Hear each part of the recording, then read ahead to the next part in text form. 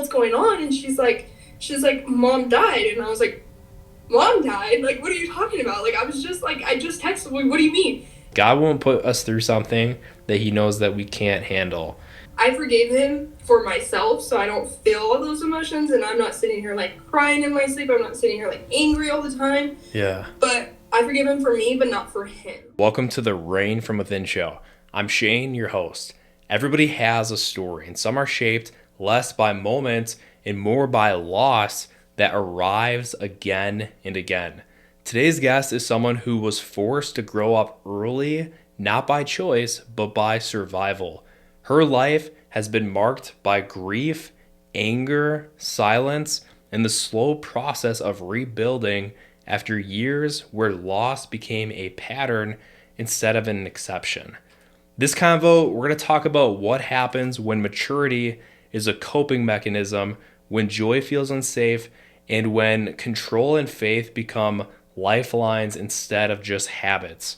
This is a story about learning to live again after repeated loss, reclaiming her identity and strength. Oh man, Kailey's story is so powerful. You're going to see, I don't talk as much in this one in comparison to others.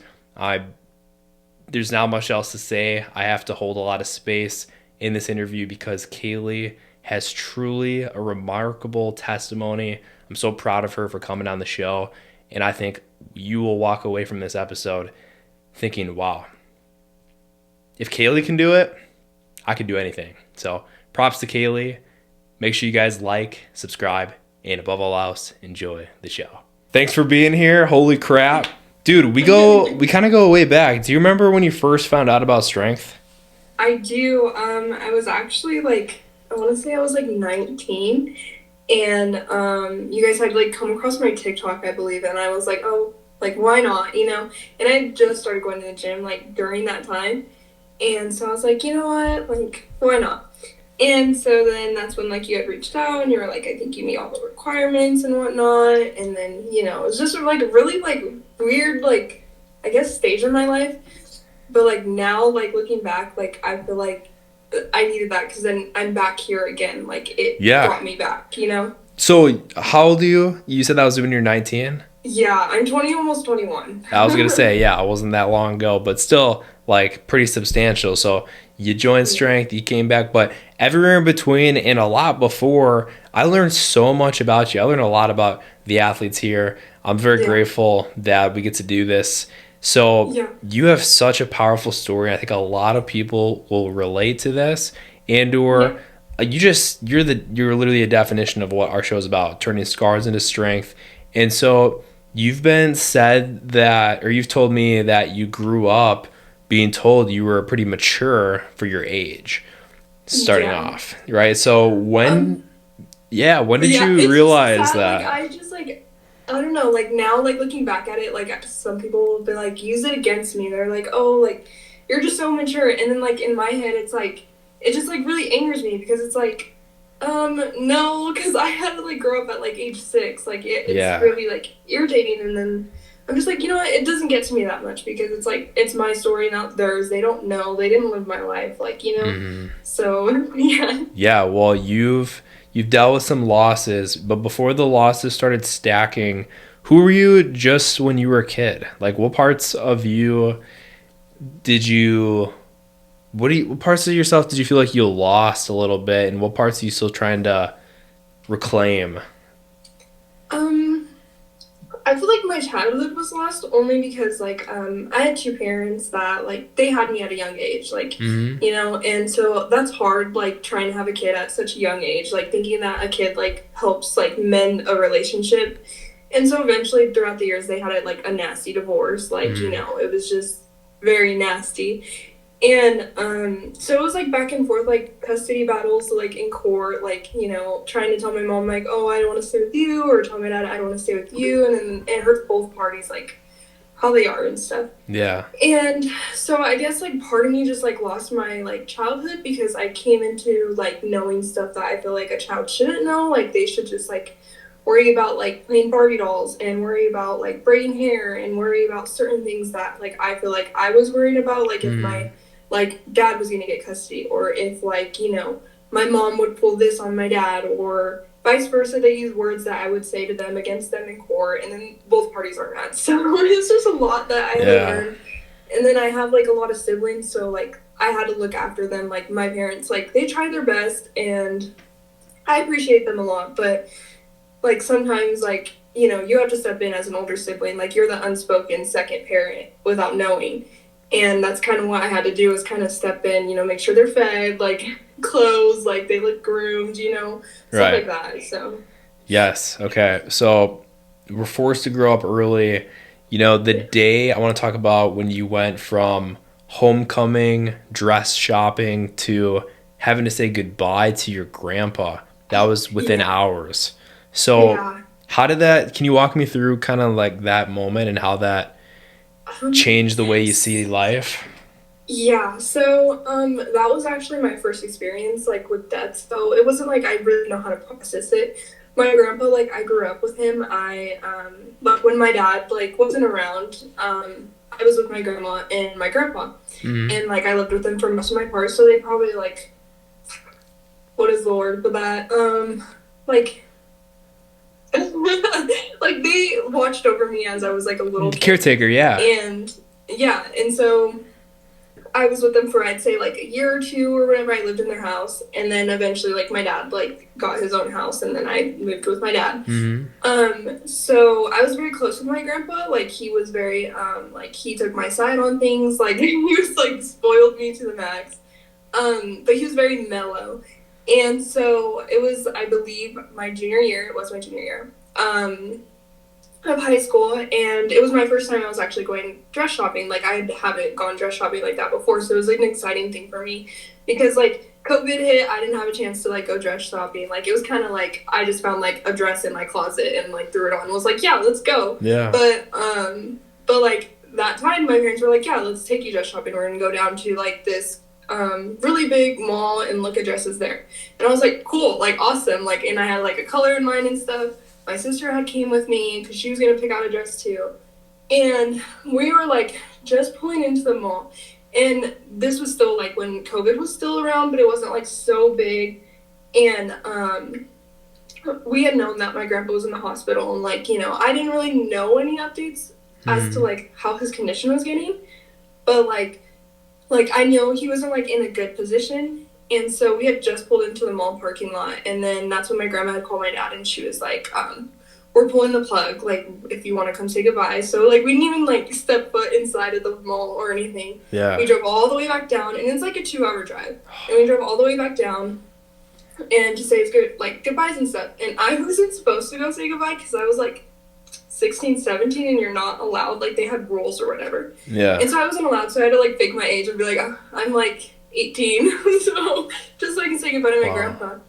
And I was like, the first time I've seen like someone where they're like almost lifeless, like obviously he's still there but not there, and like I couldn't even like touch him because I was like so surreal, like I couldn't like I was like, no, this isn't real, like I couldn't Yeah. come to terms with it.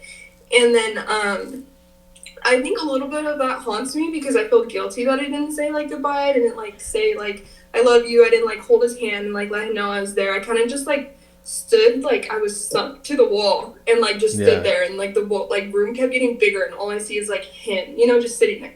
So I mean, part of me did get closure because I was there and I was present. Like, and I feel like about the fact that I brought myself in there Hmm. because I had the choice not to, and I still chose to. So part of that is like a little bit of closure, I guess.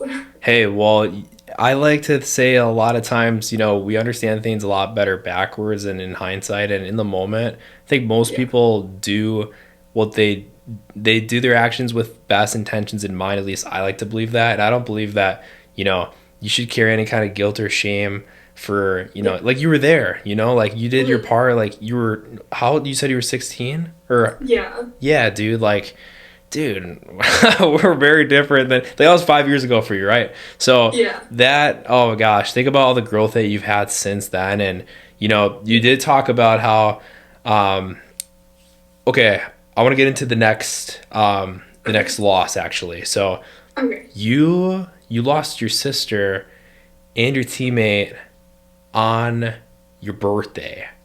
Yeah, I did. That is unimaginable. Yeah. For how, that specific timing, that day, like, can you walk me through that a little bit as much as you're willing to share? Yeah. So, that day, so my teammate, I share the same birthday with her. We share the same birthday, and we have like the same like groups like of friends because it's Yeah. just such a small school, and like we all had like our own little clique, and it was like the same group of friends. So we kind of like plan things around like this friend. I'll have my birthday on this weekend. You have your birthday like the day of, or something like Mm. that. Well, I was gonna have mine the weekend of, and I was just gonna go to like I don't know if you know it, but Scandia. It's just like a little Scandia. like arcade, I guess. I don't know. Yeah, So yeah, I was like sure. planning for Scandia, Scandia. and she was planning for Knots, and she was actually supposed to like go with someone else, I believe. And Mm. what's crazy, like how it works out, like how people bond over like trauma, and how it like brings people closer because it's Yeah. like you can relate to me on that aspect. Like my best friend now was my teammate's best friend, and she was supposed to Mm. go with her that day, and she ended up going. So now we're like really super close. We're like 4 years in our like friendship or whatever. But I love that. so um I believe got home from school that day, and that weekend, I think it was a Friday, and I think that Saturday we were all gonna go to Scandia. Well, my sister calls me and she's like, "Hey, like, would you be upset? Like, everyone canceled on her." And mind you, everyone was canceling on me too, but I was like, you know what? It's fine. We'll just plan for next weekend. Like, whatever. Like, it's okay. And so she was like, "You promise you won't be mad at me?" I'm like, "No, like it's fine. Like I get it. I don't want her to be alone on her birthday either." And so she ends up going, and then I think like hours later on, I was sitting in the living room with my parents. We were watching TV, and I had fallen asleep. Mm. Well, then my stepmom had got a call, and I can just hear like some words that she's spitting out, like, "What do you mean you don't know where she's at? Like, what are you talking about? Like, what?" And so like that woke me up because I'm like, oh, I can hear the panic in her voice. Like, it's not okay, And so she like got up, and I can just hear her like going back and forth in the house, like grabbing shoes or something. And I'm just like sitting there, like, what is going on? And she comes back out and she's like, "Can you watch your brother? Like, Caden just got in an accident. Like, I need to go down there." I'm like, "That's fine." Like, yeah, okay. Which Caden is my sister. Yeah. And so then I'm like sitting from my house, I can see like, because it's a small town where I lived, and like it's like deserty. There's not a whole bunch of buildings. It's just like desert. Yeah. And so I can see like all of, like the like helicopters, the like cars and everything out in the distance from looking out the window. And I didn't have like much of an update because I mean, obviously the family is like busy. They're trying to like, whatever was going on. I didn't have much of an update. I was just with my brother. So Mm. then my grandma comes and picks us up because she didn't want us to be alone in that time. So we go to her house, and I still know no information. I mean, they were saying like diabolical things, like people around school. They were like, "Well, she's here." Da da da.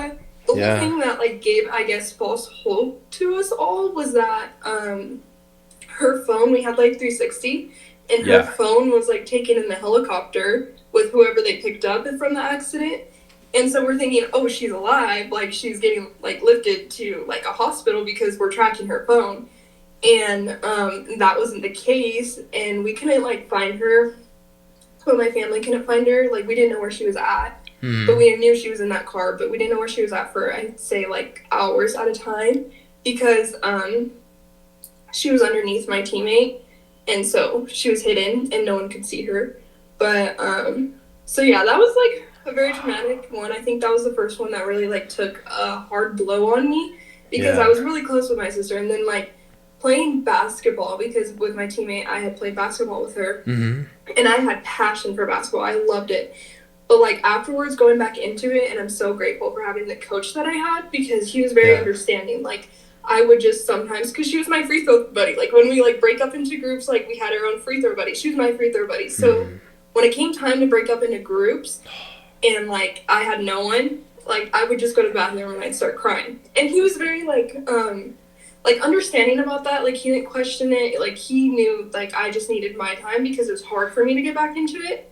And so it was like cool or whatever. But in the school that I went to was very like understanding and supportive. Like we had like patches on our jerseys that like had both their names or whatever. Like we Mhm. have like a bench that says both of their names and stuff.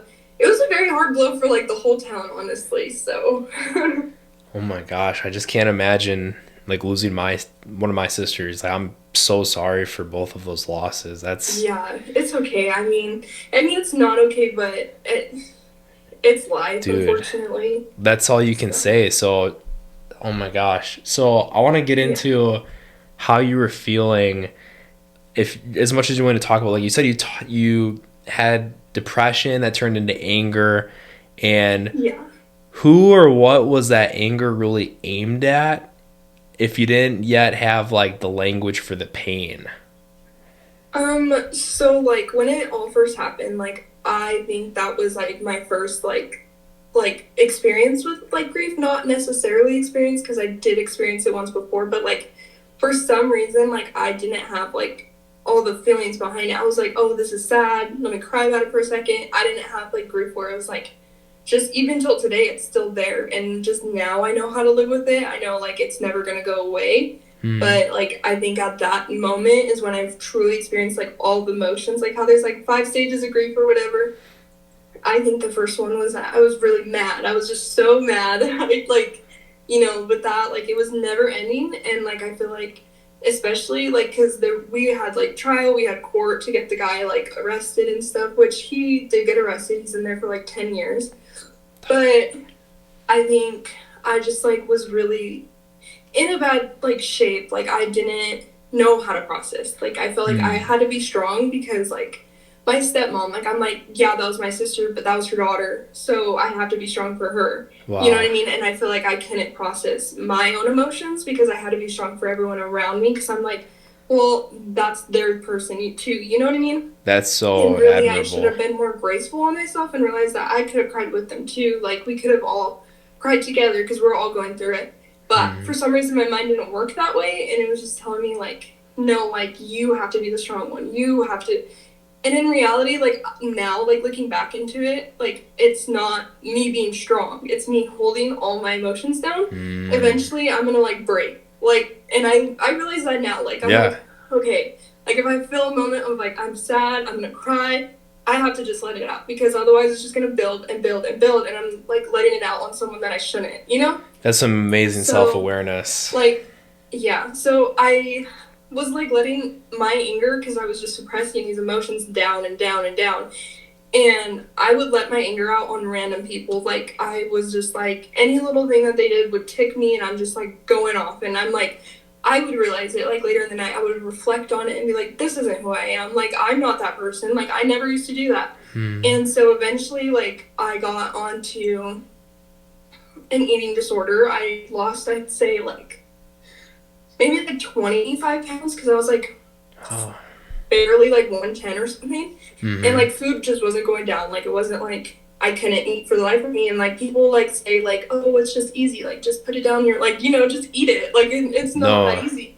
And unfortunately, like people telling you like, oh, like like you need to eat or yelling at you saying like you need a hamburger. Like those kind of comments like do not Oh, help. And a lot of no. people don't realize that because it's like I put it in my perspective and I'm like, okay, well, I would never say that to someone who's more like bigger weight. I would never tell them eat a salad. Like I would never say that to them. So for someone to like say that to someone who's like super skinny just because they're skinny and it makes it better, I don't know. It just doesn't sit right with me and it No. doesn't help. So it's like something that you have to kind of battle on your own. I feel like, and I did end up going to like a therapist and psychologist, I believe. And that was the first time I was doing that. I'm a person that I don't like talking about like my problems to total strangers. Like I'm like very like I keep them kind of hidden away the best I Yeah. can. So that was my first time trying it, and she was super mean. I had told her like I have an eating disorder. Like I can't. I was describing all the things of an eating disorder without like trying to like self diagnose myself. And so I was like, I don't eat, like it just wants to come back up, like I just don't get hungry. And Hmm. she was like, that's stuff for a doctor, not for me. And so I was like, okay, well, I'm not gonna do like a psychologist ever again. I'm like, Yeah. I tried it once. I did get like antidepressants and stuff, and I just like I was taking them for a while, and then I like really started thinking about it, and I'm like, everyone has their own thing, but I don't want to be a person that has to like use medicine to be happy. Like I don't want to Mm. be on medicine to be happy. So like I was like, okay, like I'm gonna find my own escape, and that ended up being the gym, and where like I thrive the best. Like I always go to the gym when I'm having a bad day. I'm like, dude, Yeah. I'm gonna have a hard gym session, Oh yeah. and that's like the way I let it out. Like I don't want to be the person to take medicine. It's not for me. But I applaud everyone else that does go, because it's a big step to say, okay, I need help, and reflect and be like, okay, and take those steps and do take their medicines. You know what I Yeah. mean? Yeah, you found that outlet for you. I'm so glad that you found the gym and you were able to do that instead of the medicine route. That's Yeah. such a healthier, longer term alternative, and yeah, the eustress and everything. So, um, next, your grandma passed away. Yeah, I literally could not like take. I feel like I couldn't like Dude, have my moments to grieve. Like no. I literally felt like every like breath or something, like someone was dying, and it was just so Yeah. like traumatic for me because I'm like, I just don't want to be close to anyone anymore. Like I don't want to like. In like reality, it's life, but like at that moment, it was like suffocating because I'm like, I didn't even have time to process my sister. Like this was like No. I'd say like 4 months after, and like softball season had just started, and I was playing softball. And then I was going like into the locker room because I was finally like getting back into the groove. Because unfortunately, like grieving and depression, I just didn't have the drive. I didn't have the motivation. My grades were slipping like crazy. Mm. I wasn't doing anything in class. Like, and I was just that's coming from like a straight A like student, like Yeah. 4.0 GPA, like, and I just didn't care anymore. Like, I didn't want to show up. Like, I was just skipping classes. I really didn't care. And I had understanding teachers. Like, I remember sitting down at the end of class, and he was like talking to me, and it was the last day of school, and he's like, grades are gonna go out, and I was like, I know, and he was like, what grade do you think you deserve? And I was like, I'll be honest, I didn't do anything. Like, I think I deserve a D. Like, I don't want you to like give me because you feel sorry for me. And he was like, if this didn't happen, where do you think you would be? And I was like, maybe like a D or maybe like a B. I mean, and he was like, you're a really good student. And he was like, and I'm gonna give you an A. And I was like, don't give me an A plus though, please. Like, can you give me an A minus because I'll feel bad. And he was like, I just like I know what kind of person you are. I know that like schooling means a lot to you. You're just going through it. And I'm like, Yeah. and then that really made it click in because I'm like, I don't want people to just hand me things because they feel sorry for me. You know what I mean? Yeah. I want to work for them. Like everyone has a sad story, and I'm not gonna sit there and be like, oh, poor me, and they're just gonna hand me like stuff. That's just Dude. not who I am, and I didn't like that. I mean, I appreciate him, but I didn't like that. So I really like stood up my game after that, and I had gone to softball practice, and I was like, you know what, we're gonna get back into it. It was like a staff versus like students or players game or whatever. Mm. And I'd gone in the locker room. It was my first time coming back. I'm like getting ready to change. My mom FaceTimes me, and so I answer, and I'm like, yeah, and she's like, your grandma Donna, she passed away. And I was like, oh, and I had just walked in, and I'm literally walking right back out, and I'm like, I don't know how I'm supposed to process this one. Like, I don't understand, like what am I gonna do? Like, I just, like, it literally threw me for a loop, because then I'm like, I'm grieving everyone all at once at the same time, it felt like, and that's when my saying truly started, like, every year someone dies, or if not, like, more than one every year? I don't know. Yeah. So, your uncle as well. You lost your uncle. Yeah. Well, So, how late after your grandma did that happen? that was my senior year of high school. Senior So year. I had like a year gappage of all that. Okay. And I was like, you know what? Like, life's going good. It's my senior year. I Mm. was like two months away from like graduation, and this uncle wasn't my like biological uncle, but he was like he accepted me as like one of like we were blood. Like, and he was the one that understood me the most. He stood up for me, like Mm. anything. Like if my dad's like being super strict, he's like, dude, like it's fine. Like she's a teenager, just let her be. You know what I Yeah. mean? And so I really appreciated him. Like I really felt like in touch with him out of like everyone, like. Yeah. And so it actually happened the same way again with my sister. I was like on the couch, just we were watching a movie with my parents, and we were falling asleep. And then my sister calls my stepmom, and she was like, Uncle Clyde, like, he tried to, like, end his life. And they were like, oh, is he okay? And da-da-da. They end up driving out there. I stay home because my brother, he's like, only, like, 10 at that time, I feel like. No. Actually, he might have been 7 or 8. But, young, yeah. He just can't be around that stuff. Like, it's not something for him to, like, you know, we're trying to keep him away from it. So I'm like, I'll just stay home. Like, it's fine. It's not a big deal. I don't care. And, he didn't end up making it. We all knew that he struggled from depression. I mean, we all kind of, like, struggled with it in our own ways, like, after, like, losing my sister. And we just didn't know how bad his, like, hit him. And, like, you wouldn't have, like, guessed it, like, that he was struggling that much, because he was just, like, very happy guy. He was like, yeah, let's go, like, just super happy. And, like, you wouldn't have known, like, at all. And I just, like, and parts of me, like, really hurts, because it's like he had 2, like, daughters. He had just started a family, like, got married, like, he, like, was going up. And I'm like, why'd you have to do that? You know what I mean? And then I started getting mad. That's when the anger started coming back. And I'm like, why would you do that? Like, why would you leave your family? Like, you know? And then, like, part of me is like, why did you just take me? Like, literally, like, you get me so mad. And I'm like, why can't I have gone? Like, I would trade places right now, you know? And it's just, like, it sucks, but I understand, like, how bad it, like, really, like, gets to people. No, it's no joke, and I'm so sorry once again for your grandma and your uncle. So we already kind of went over this. You had an eating disorder, and you talked about how, you know, people were telling you things like, you know, eat a burger and such. That only made it worse. So we've already covered that. I wanted to... So you got into college basketball though, right? I did, actually, yeah. Tell me about that. Like, you got into it and then you had to walk away. Yeah, what did that feel like? So I had, like, graduated high school, and I know, like, I wanted to go to college, and, like, at the time in high school, basketball was, like, my escape. Like, I was a very athletic person, like, did all 3, like, sports and stuff, and basketball was, like, where it was at. I was, like, super good at it. I was, like, my head was, like, on cloud 9 when I played. And so my coach, like, in high school, like, talked me up to go to college, and I was like, okay, like, I'll try it. So then, as I'm, like, doing classes and stuff, mind you, like, all this, like, traumatic experiences with, like, grief is going on in the background, and so I did try it.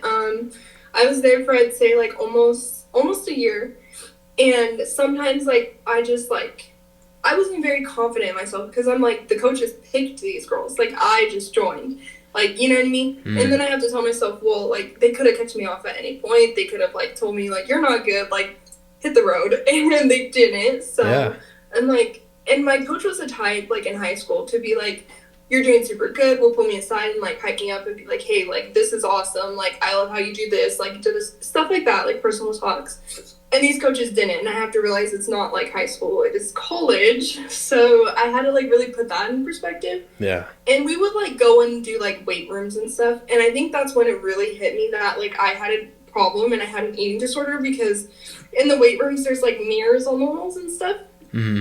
And I'm looking at all these girls, they're all built, like, they have, like, thick quads, like, you know, sounds weird, but as a girl, I'm looking at them, I'm like, I wish I had legs like that, or, like, they have, like, muscles, you know, they have, like, not super skinny waist, like, they look healthy. And I'm looking at myself, like, comparing to them, and I'm like, I am, like, sick. Like, I'm not okay. Like, I look scrawny. Like, this is gross. And so that's what really inspired me to, like, do something about myself. And I started going to the gym even after, like, college and stuff.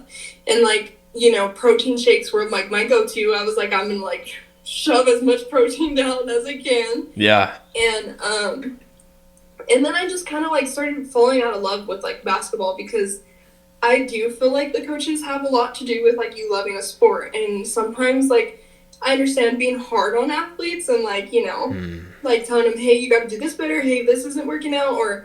But sometimes, like, there's just certain things I feel like they were bringing personal life into it that I didn't sit right with me. Like, he told a girl one time, he was like, you're playing like you're not trying to bring food to the table, like to your child. And I was like, okay, Oh, that's just not cool. Like, that's not, it's it's pretty bold. basketball. Like, Yeah, yeah, I'm like, okay, well. this is And so basketball. it was just bringing Exactly. me down more than up. And so I was like, okay, like, I really just need to, like, take a step back. It's not for me. I have tough skin, but I just feel like that's not a good coach. Hmm. And so I took a step back, and I took a step back from college altogether because I'm like, you know what? I need my like time to like my head to fully like get in the mode of trying to go back to school and like heal, I guess. Okay, so first off with the basketball, dude, yeah, a couple or someone I guess I talked to a couple episodes ago. They mentioned as well, like coaches make a huge difference, and I saw that as Yeah. well with soccer. I lost interest in soccer. Not no shame to it, but yeah, you have coaches sometimes when they have favoritism and or they have weird ways of supporting Hmm. the team, like supporting the team when, yeah, what are you talking about bringing food on the table, dude? Yeah. That was pretty bold. But Yeah. I wanted to talk about a night in college now that you experienced. So you chose a party over visiting your mom and you lost your mom. So I want to hear about that and then working through the guilt and not letting it define who you are. So So that one was really like a low blow for me because I was like I had like no like I guess ambitions for life at that moment. I was like just like stopped going to college. The only thing I was worried about was money and working and my best friend at the time, she's still my best friend, but at the time she's like 2 years younger than me, so she just got into like her adult world of like partying and stuff. And I was like, you know what? I didn't really party. Like, why not? Like, let's go. Well, that day, my mom had texted me and she was like, hey, like, am I gonna see you today? Like, we had planned for me to go out to where she lived, and I was gonna visit her. And I was like, no, I'm working. And that wasn't the truth. I was getting ready to go party. I was like, oh yeah, I wonder if this person's gonna be there. I wonder if this person's Mm, gonna be there. I was just like living on a high, and like yeah. now I don't live on that kind of high. I'm like, no, that sounds like a lot of people.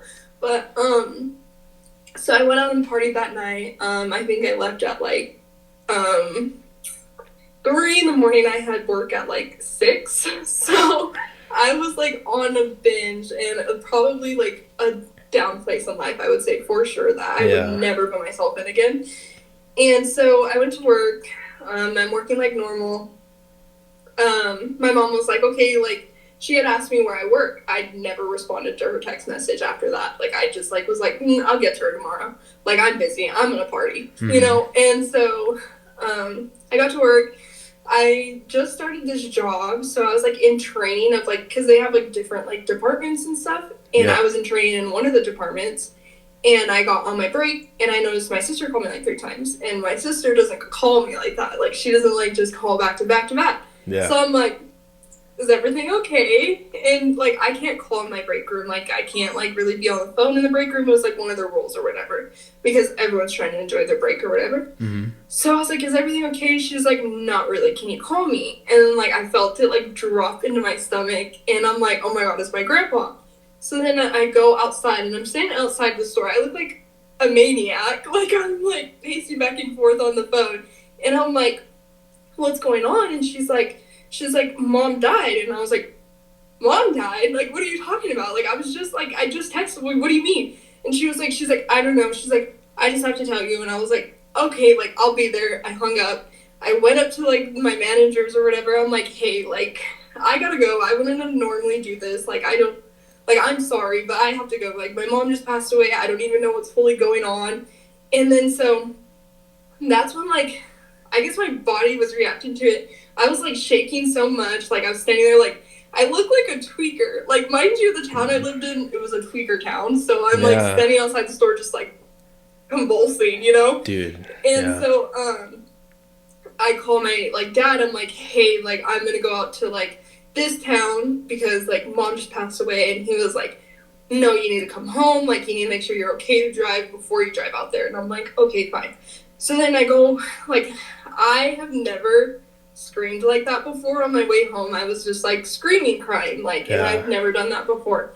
And I really felt like that one was going to be like my last straw. Like I was going to go downhill. I was going to go in the ditch. Like I couldn't handle anymore. Like I was like, no, this is over. Like I can't process this. I don't know how I'm going to process this.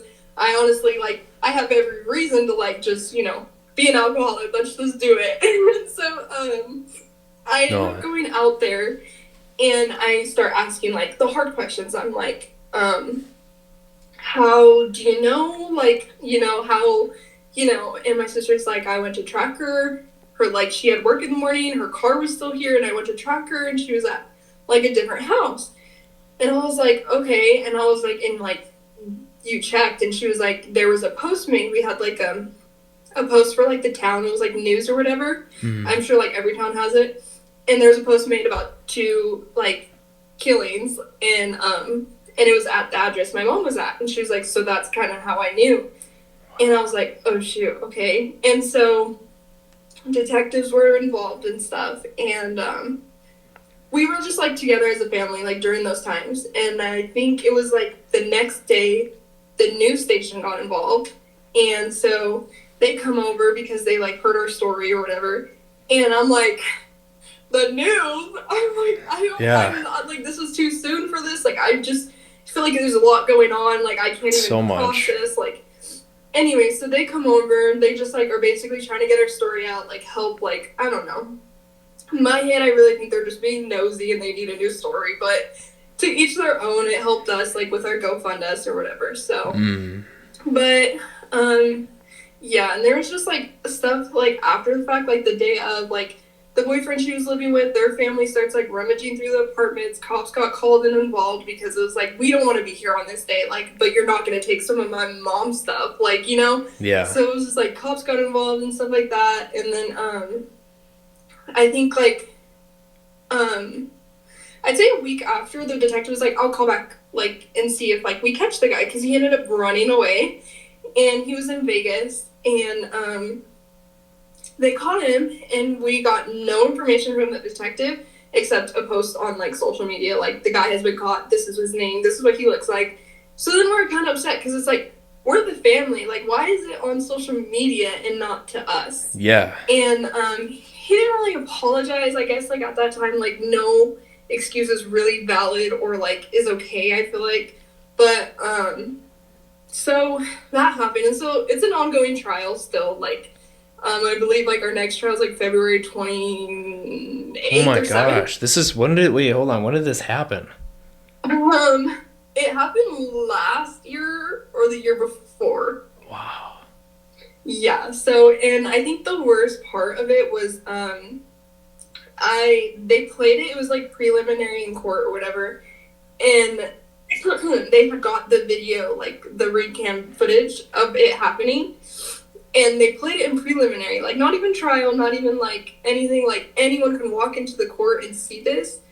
And so, like, my whole family watched the whole thing of my mom just, like, going lifeless. And that really broke me because then I just see him, like, walk into court all the time and he's just, like, happy, groomed, and I'm just, like, mad, I feel like, because I'm like, how can you just be, like, happy and, like, seeing, like, all of his family, like, just, like, show up, and I'm like, I would never support my family member if they did that, And so, yeah, and I guess, like, afterwards, I still didn't know how to process, and, like, I feel like in, like, my day-to-day, like, life, I, like, compressed, like, the feelings and stuff, because I have, like, a 5-year-old sister who's sitting here crying for her mom. Like, I can't, like, sit here and cry, too. Like, I have to be strong for her. Yeah. And, so I compressed it, and then so much so that it started affecting, like, my sleeping. Like, I started crying in my sleep, which is embarrassing. Oh my gosh. But it's because of all my feelings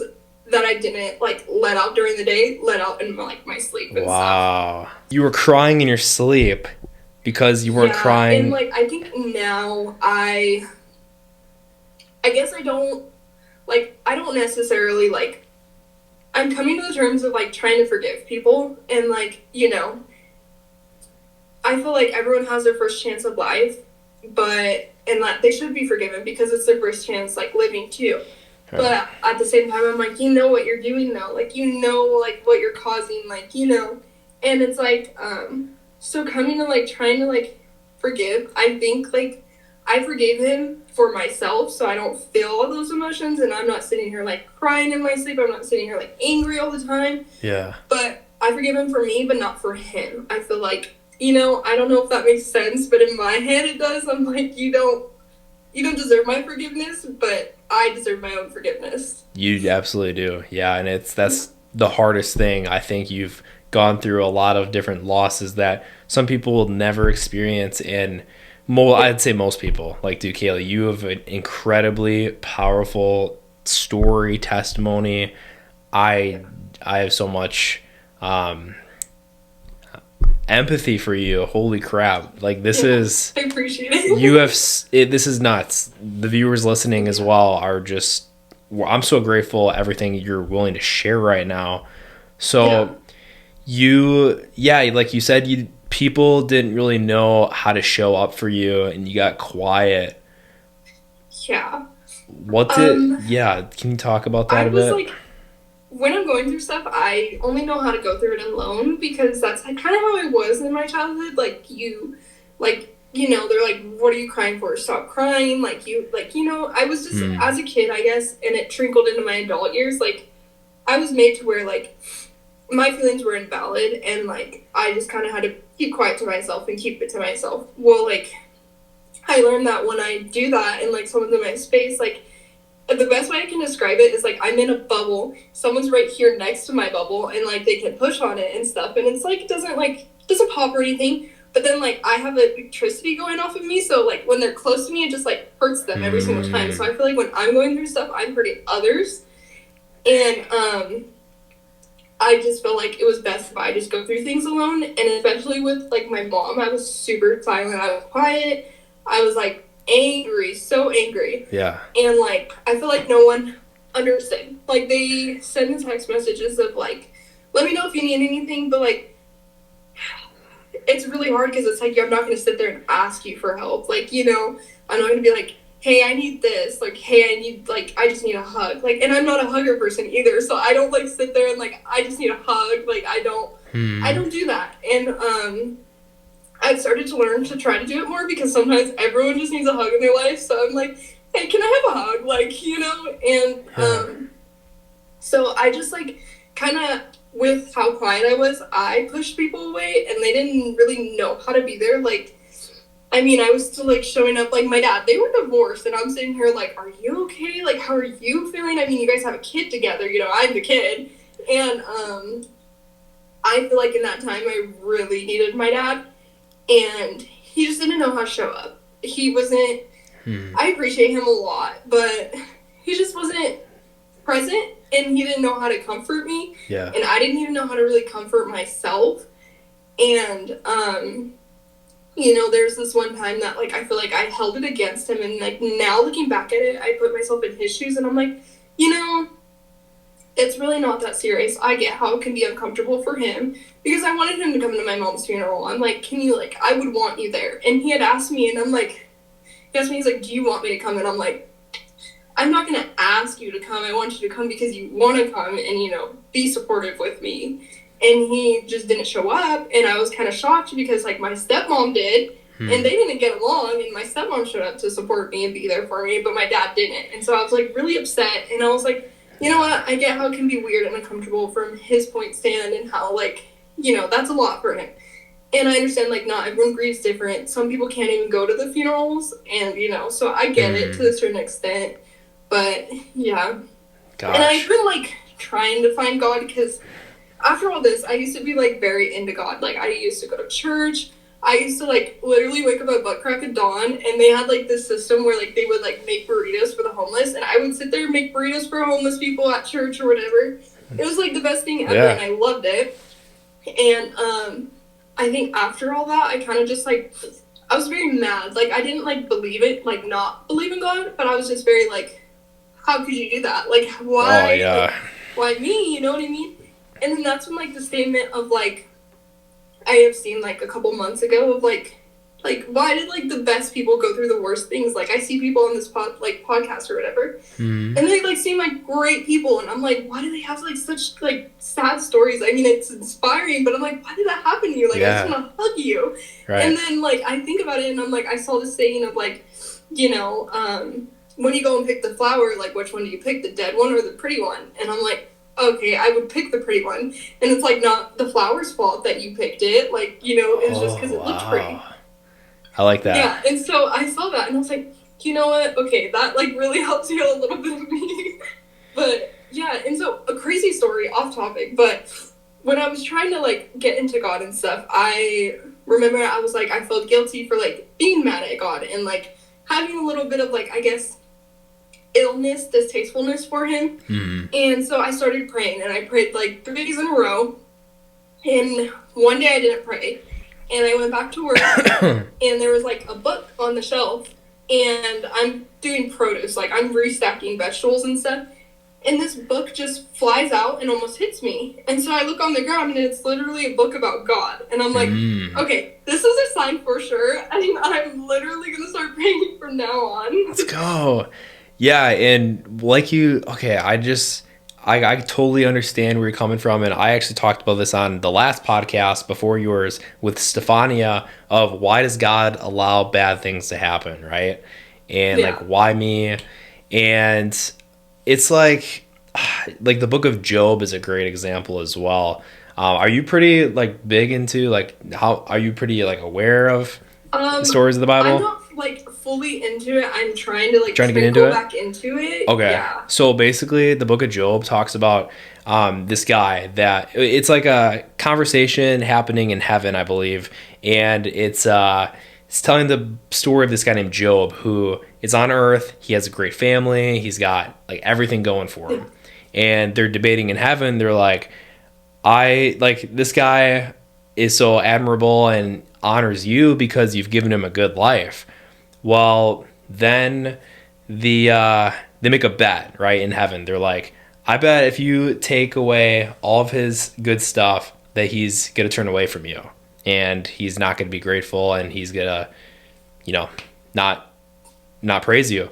And so God says, all right, well, I believe that he's going to, you know, stay loyal to me. He's going to continue to have faith in me and trust that it's going to work out. So they take away everything from Job, right? He loses his wife, his kids, his whole village, his business, and he's lost. Like he's sitting at the ground looking up at the sky like God, why has this happened to me? Like what did I do? Like literally what did I do? And he stayed faithful, right? Throughout the whole process. Took years. I'm not sure how many years it said, but like maybe 10, 20, 30 years. God gave him everything he had multiplied. He had an abundance of what he lost because he stayed faithful and he trusted the process that he knew no matter what, he was going to stay faithful to God, even in those darkest seasons, and God rewarded him tenfold. God won't put us through something that he knows that we can't handle. And so he might not cause the things that happen that are bad, but he won't allow us to go through something that he isn't either preparing us for and or that he knows that we're already ready for to overcome. So I hope I never thought about that like that. But yeah. That's good. Strength isn't a like defined Christian brand or anything like that, but I'd say a lot of the values stem from, you know, our beliefs. Like me as a founder, like my faith has grown exponentially, and I get to run into people like yourself, Kailey, and a lot of other people that come on, and God always comes up. Like God comes up pretty much every single episode. It's really cool. And as my faith gets stronger too, I hope that myself and the community that you're a part of again now, that you can count on us, that you can lean on us, because we're all going through different things and you shouldn't have to walk this journey alone. So, you know, I think a lot of people listening to this will be extremely inspired because you have such resilience and such a positive outlook and like a beautiful smile, and you radiate everything that somebody that just ran into you, I don't think they could have a clue of anything about this kind of stuff. This is all like underneath that you do such a good job of, from the outside looking in, I think you just carry yourself in such a mature and amazing way, and it's such a blessing to get reconnected because Well, I appreciate this that. is this is so much that I didn't know about you. And to wrap this up, in this peaceful, quiet time that you're in right now, you're trying to find God again, at your strongest physically as well. Of course, you're still healing. This is all still pretty fresh. Who are you becoming when your life is no longer defined? Your life isn't defined by just loss, right? Like who's Kailey this next season, and like what's next for you? I mean, I live by you can always grow. Like, you are never at your fullest potential. Like, and if you think you are, like, you need to like drop the ego a bit and realize that you can still grow. I sit at nighttime and I'm like, I didn't like how I reacted to this. Like, I feel like I could have like said something better. I didn't like my tone. Like, and it starts with the little things. It really does. Like, sometimes I can't make that big drastic change, but I feel like the little things at night when I'm sitting there and I'm reflecting and I'm like, hey, like, tomorrow I'm gonna wake up and I'm gonna wake up super early, like just little things. Or I'm just sitting here like, I had an argument with my coworker and I don't like how like I snapped back at her, or I was overstimulated and I was just very snappy. I didn't like that. It's little things like that at the end of the day that like really like start making you like grow as a person. And I honestly like, I feel like happiness just comes from like you like not necessarily focusing on yourself, because there's other factors, there's family, there's this and stuff, but like be like gentle to yourself. Like, like I'm gonna start reading like the Bible and stuff because I feel like I need it. Like, I need to start like taking it in as a person and starting to like reflect, have it like replay in my mind, because then I apply it to like real life situations. And I just like, I guess I just want to like inspire others, because some people have like such a like horrible story and they use it as an excuse to be a horrible person or have like a horrible life. They're like, oh, I'm an alcoholic because this happened when I was 5. And I'm just like, no, like use it like to be a better person. Like, this happened to me, so I'm going to be better and I'm going to like conquer that. And it's like 100%. Yeah, the hero and the villain, they have the same origin story, but it's all about how they perceived it. Yeah, exactly. And chose to channel it. Dude, I love it. Where can they find you on socials? I have Instagram, I have TikTok. I think Instagram is like, I think it's like Kailey, like 3 Y's with a dot and underscore. It's like super complicated, but it is in my like Mighty app thing, and it's like right there. Yeah. So what's your favorite thing about strength, as of like the difference between how you saw before to now? Because you were with us like a year or so ago as well. What's like what do you like, any of the changes?